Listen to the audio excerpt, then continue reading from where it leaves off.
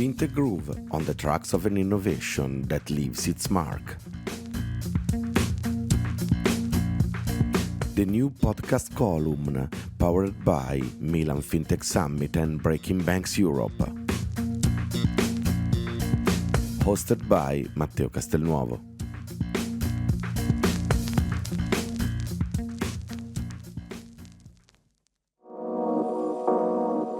Hi all and welcome in a new episode of Fintech Groove. Today we want to talk about diversity and inclusion in fintech industry with a special focus on the gender gap and the gender equality in this sector, which is still today one of the main burden for the growth of this industry.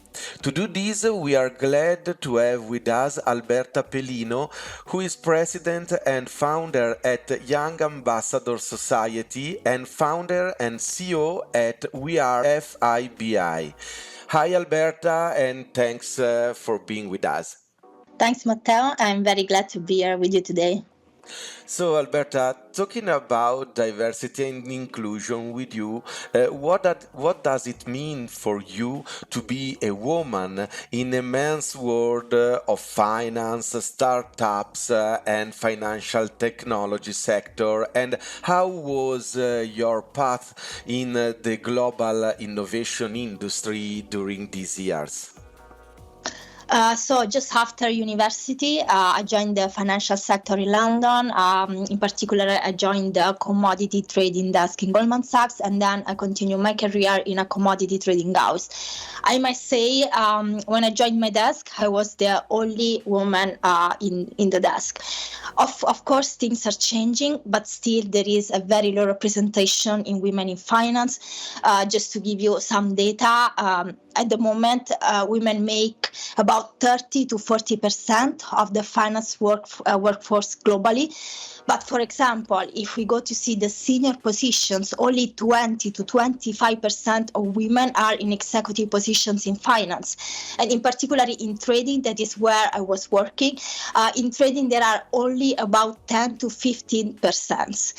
And of course, this is a problem, but why this is a problem? Not just because there is not enough representation. So I really want to underline that it's just not an issue about inclusivity, but it's also an economic issue, because there are a lot of studies now that shows that having women, for example, in leading role in companies or also in finance can have a significant impact also on the economic revenue of the companies.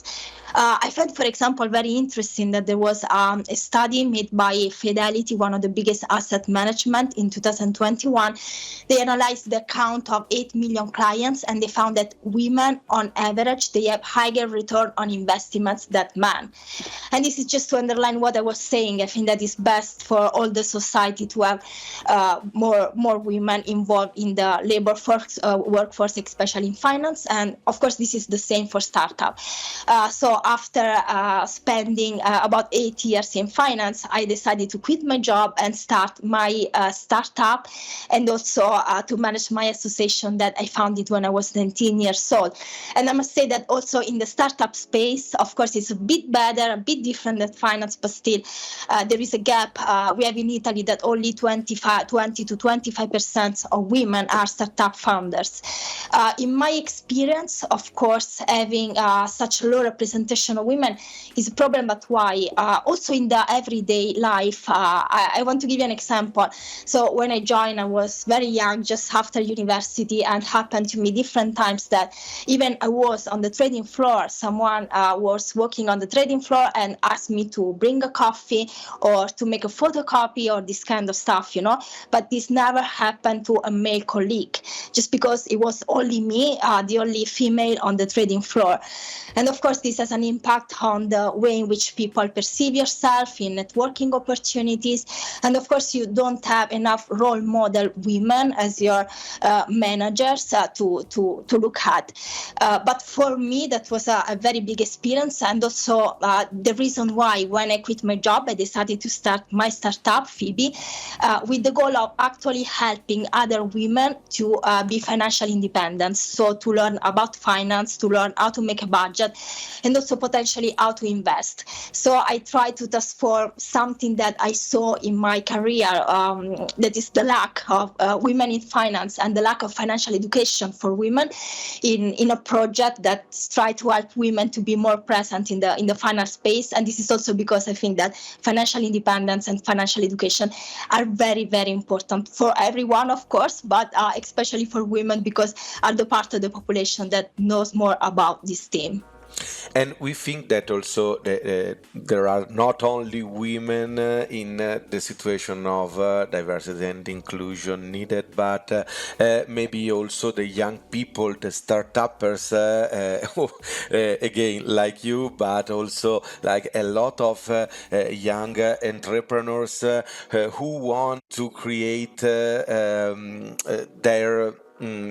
their dreams, we can say, and so according to this, you founded the Young Ambassador Society, so a sort of engagement group to create idea and innovation, talking with institutions. So, what does it mean for you to create this project? Why you did it? And so, how this kind of idea can be connected also to what you are saying in terms of diversity and inclusion.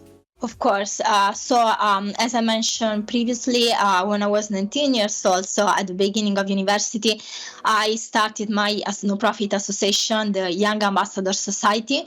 Yes, and now, yes, it's very big. A big growth over the year.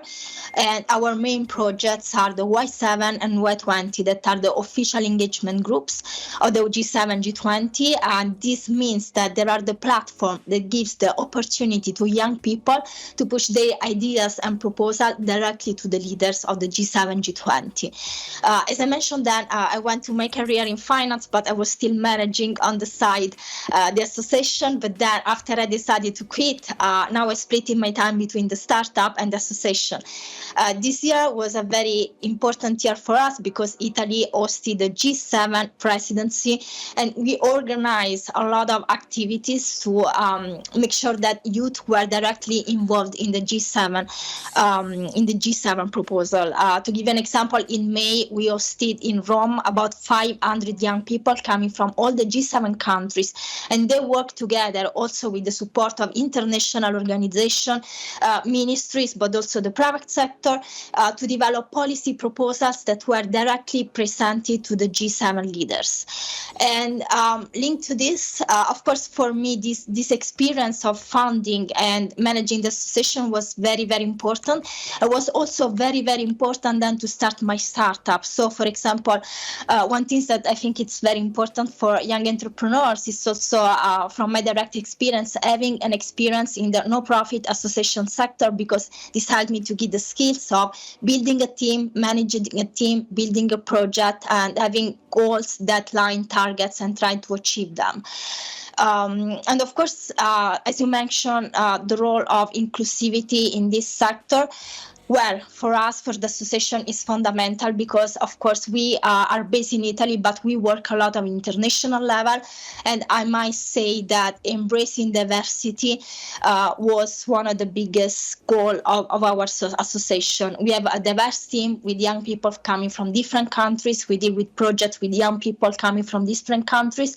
And I must say that both on a personal but also professional level, I learned a lot with this comparison with different cultures, different people with different backgrounds, different histories. And I was able to take all these things that I learned also in the experience with my startup.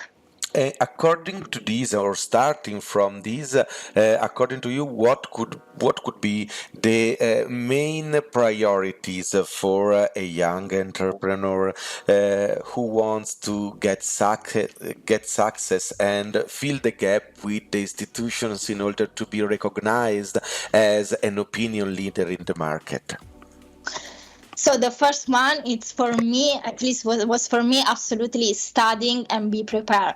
When we go in front of decision makers, both ministries on head of states, but also, for example, CEOs of companies, because we also work a lot with private companies, be prepared and know what we are talking about is the first thing. So my first suggestion is that do your homework, do research. Now we have a lot of technological instruments that can help us to do that, so that when you speak speak about your ideas, you know what you're saying, and it's very easy in this way to be heard.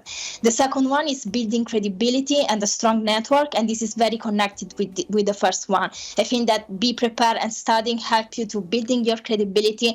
And also for me, it was very important to build in time a strong network and a lot of partnership. For example, with the Young Ambassador Society, we work a lot with international organizations such as FAO, OECD, UNICEF, but also with ministries, governments, both at national and international level, and as I mentioned before, also with the private sector, with companies like Microsoft, Ernst & Young, etc. And a strong network and partnership also helps a lot to build your credibility when you then stand in front of decision makers that can be both in the private or in the public sector. And the third point, it's also about, once you are prepared, you have a network. Of course, it's very important also, especially in today's world, be able to communicate. So be able to communicate, be able to adapt yourself to the change of situation, especially in a market in which that change every day, because of the job market, the new skills, the technology, but also the global geopolitical situation and resilience. I think that also this is essential. So this would be my main points of suggestions. And the last question, according to you, in the innovation world today, there is an hard or a soft skill which is or which could be the main skill for a young entrepreneur or a woman to get success in the market?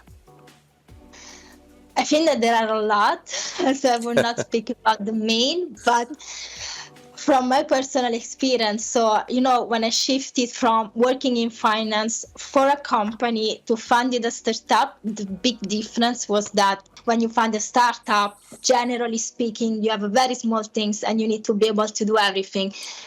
So the first things I would say, be very open-minded and be ready to do everything that you need. And of course, the second step, it's also being able to build a team, because at some point it's impossible to do everything in your own. So once you pass the first time on the startup, then of course the second step would be try to be surrounded with people that can really help and makes the difference in your daily work. Thank you for your spotlight on this, and we hope to talk to you soon again. Thank you for being with us. Thank you very much. Thank you.